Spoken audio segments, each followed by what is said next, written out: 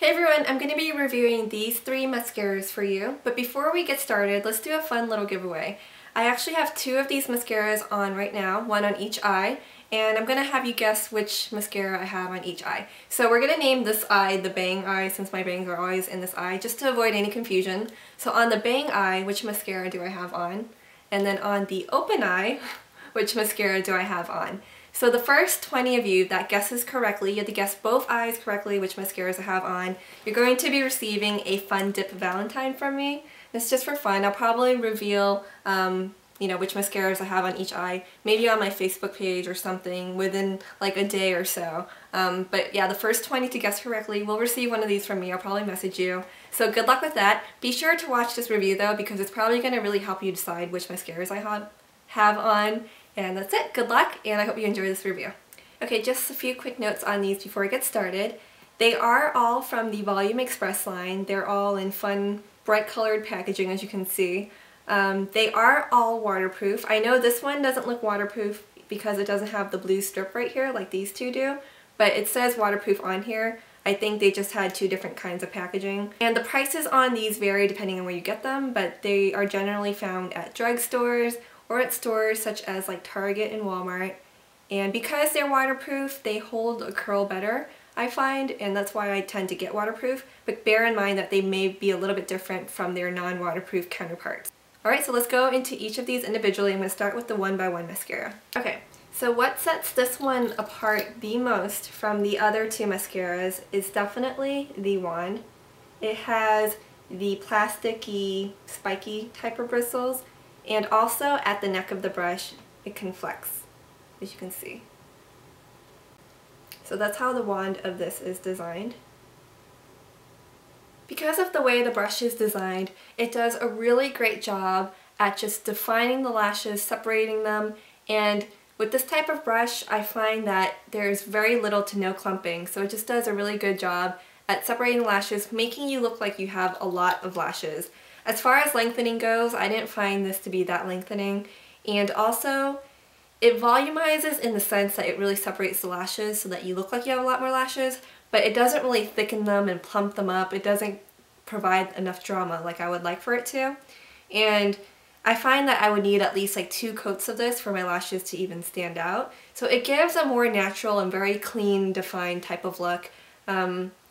Just not enough drama for me, but if you're someone who really despises clumping, you might appreciate this mascara. And I actually kind of like to use this mascara and then just apply a more thickening, volumizing mascara on top of it. In addition to that, it also has a different formulation compared to the other two for sure, because when I tried to wipe this off, I use an eye makeup remover that's similar to the Neutrogena one. It actually comes off in little flakes rather than kind of like smearing and melting off.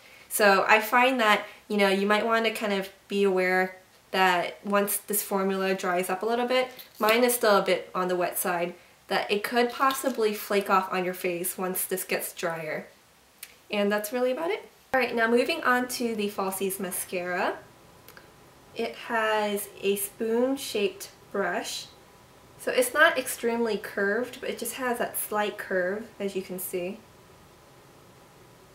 And that's how it looks if I kind of face the spoon part of it towards you.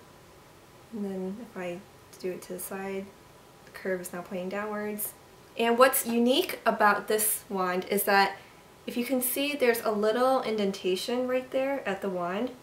So instead of flexing at the neck, it actually flexes at that little indent right there, which is very different. And I did not notice this until today.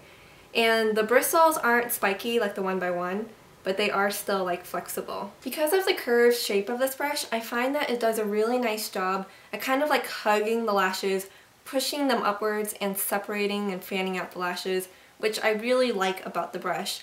I also find that it does a nice job at kind of like coating and volumizing the base of the lashes, which really helps the lashes look a lot fuller, whereas if you just have a mascara that really defines each lash or clumps them together, it doesn't look full because the base of your lashes look, are all kind of like clumped together, so it just looks like you have a few lashes sticking out, right? But that's what I like about this, that it doesn't do that.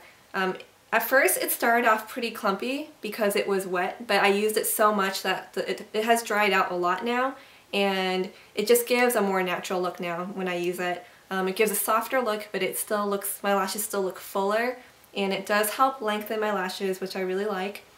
This waterproof formula is difficult to wash off, so you definitely want a good eye makeup remover and really take the time to just press like a cotton pad or ball against your eye to make sure it just melts off and just gently rub it off. As far as it being called the Falsies, I wouldn't necessarily say it looks like false lashes, but if you build it up enough and take the time with it, it can give you a pretty dramatic look. Alright, lastly, moving on to the Colossal. The Colossal does not flex whatsoever, so it's just stiff. The bristles are, not spiky. They're kind of similar to the Falsies, except, of course, the shape of the brush is different. But the bristles, once again, are flexible. So that's what that looks like. It does look ginormous. I would say that the formula of this is pretty similar to the Falsies. It's just a little bit different to work with because of the brush. It takes a little bit more time to maneuver. It doesn't quite just hug the lashes, but it can give a very dramatic effect. One thing that I have to note about this mascara in particular, and this one is in Glam Black, is that it's very black. And that's something that I appreciate in a mascara. I appreciate it when it's really black and not, like a dull grayish color. It does a good job at lengthening. It does a good job at volumizing if you're careful with it, especially if it's still wet. If you can see, it's still very wet in formula, and it does dry out over time, but I just haven't used this one as much. And so it has like globs of mascara on there, and that's what's going to cause your lashes to really clump together. So that's kind of one con. Either you can wipe off the excess on a paper towel or something, or try to, kind of wipe it off on the tube to get all that excess mascara off so that your lashes don't clump together.